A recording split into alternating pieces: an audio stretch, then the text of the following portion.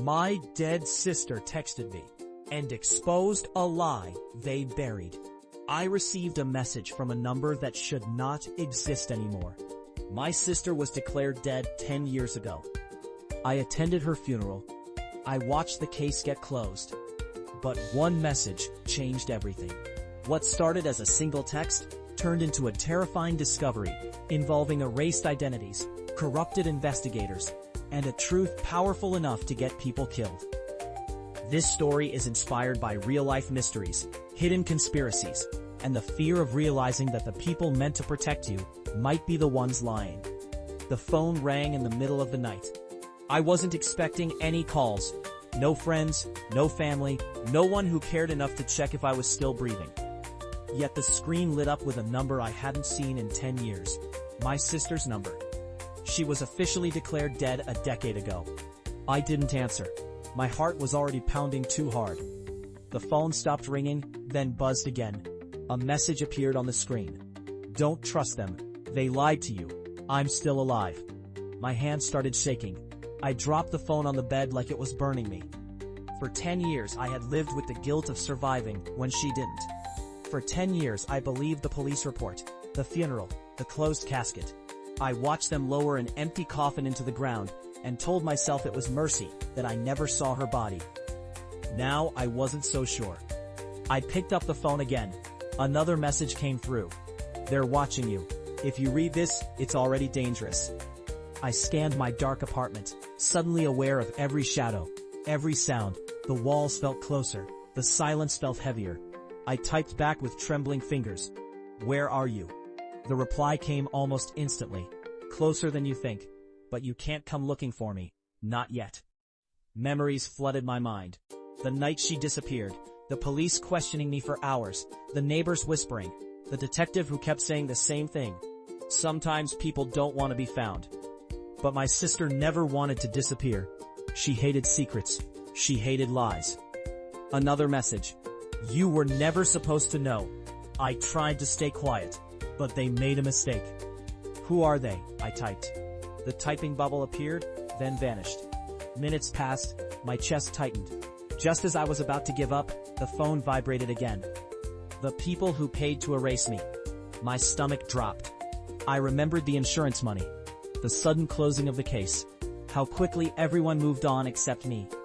I remembered how the detective avoided my eyes during our last conversation. I remembered how my sister had once told me, half jokingly, if anything ever happens to me, don't believe the first story they give you. At the time, I laughed. Now, I couldn't breathe. They're monitoring your phone, the message continued. After this, I can't contact you again. I wanted to scream. I wanted answers. I wanted proof that I wasn't losing my mind. Send me something. Anything, I begged. A photo appeared. It was old, grainy, taken from behind a dirty window, but I recognized the scar on her wrist instantly. The one she got when we were kids. The one no one else knew about. My knees gave out. Why fake your death? I typed. The response was slow this time, because it was the only way to survive. Another pause, and now they know you know. The screen went dark. No more messages.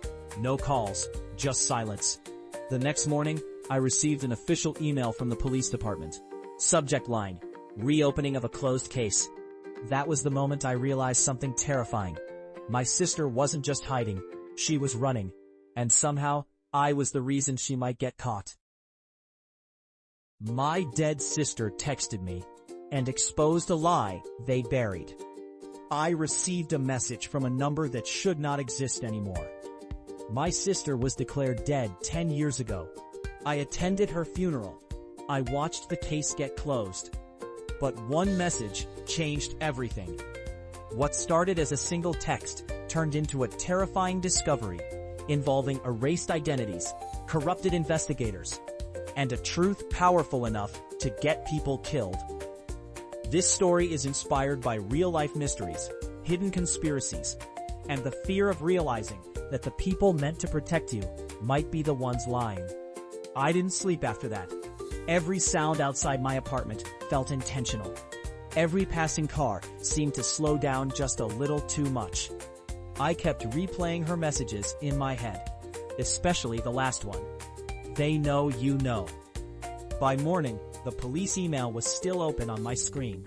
Reopening of a closed case. Cold, official words. No explanation. No apology. Just a request for me to come in and answer a few questions. 10 years ago, those same words had destroyed my life. I decided not to go.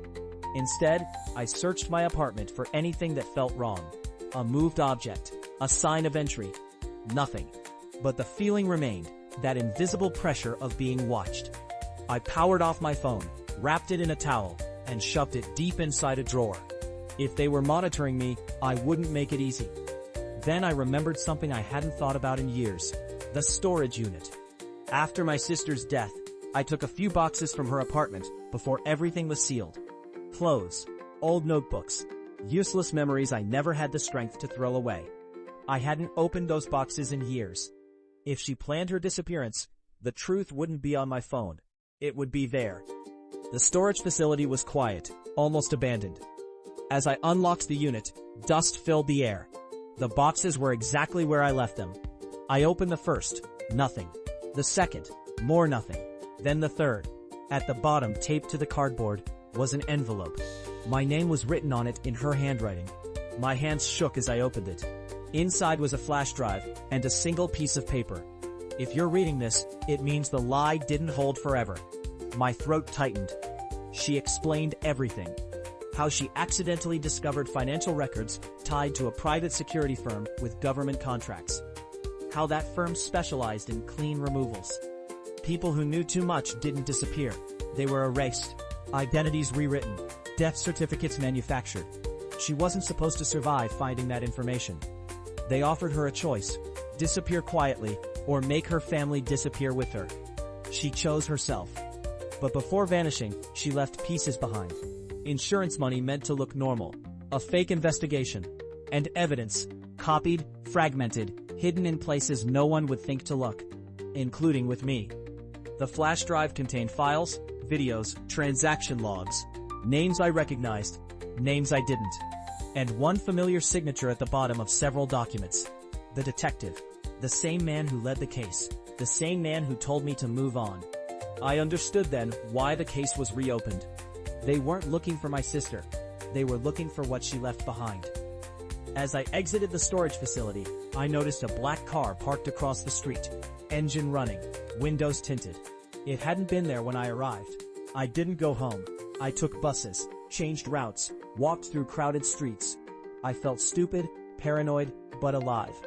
Finally, I ducked into an old motel on the edge of town and paid cash for a room. That night, I plugged the flash drive into an old laptop with no internet connection. One video file stood out. It was recorded recently. My sister appeared on the screen, thinner, older, but unmistakably alive. "If you're seeing this," she said quietly, "then they've already moved. I'm sorry I dragged you into this. I hoped you'd never have to know." She looked directly into the camera. "But now you have a choice. Destroy everything, or finish what I started." The video ended. My phone, which I thought was off, suddenly vibrated inside the drawer where I had left it earlier. I stared at it from across the room, fear crawling up my spine. One new message from an unknown number. "You should have come to the station." That was when I realized the truth. This wasn't a warning anymore. It was a countdown.